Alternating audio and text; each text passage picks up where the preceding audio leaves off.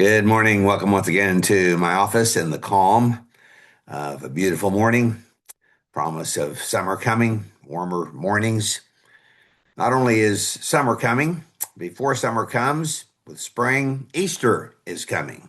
As I prepare these weekly thoughts, I post them around midweek. I'm always looking ahead. Today's wow is actually my Palm Sunday wow. We must see the cross before we celebrate the resurrection. Next week, our word of the week will be the word resurrection.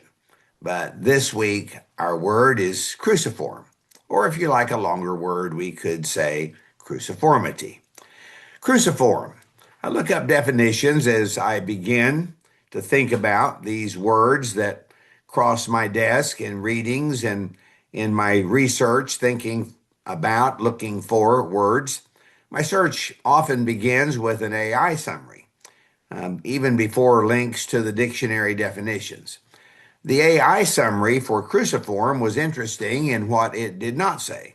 I quote, "Cruciform describes any object, structure, or botanical form arranged in the shape of a cross, typically featuring four arms.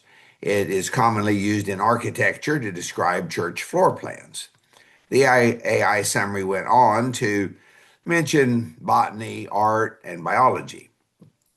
Did you notice what was missing? AI is no better than the information that is put in. What is missing was the cruciform life to which we are called as Christians. We can fairly easily understand the word cruciform. It simply means cross-shaped. And in the physical dimension, we can cite various possibilities and examples. You already know that my focus will not be on architecture, even church building architecture. It will not be on art or botany, biology.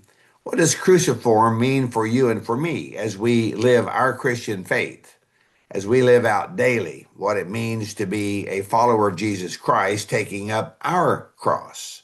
There's the word, the base of our word cruciform. I want to suggest some possibilities for us.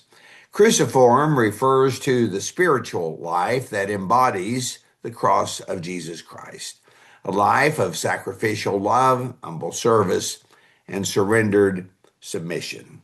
Cruciform, at its very root, says, I live out in my life the reality of having been crucified with Christ.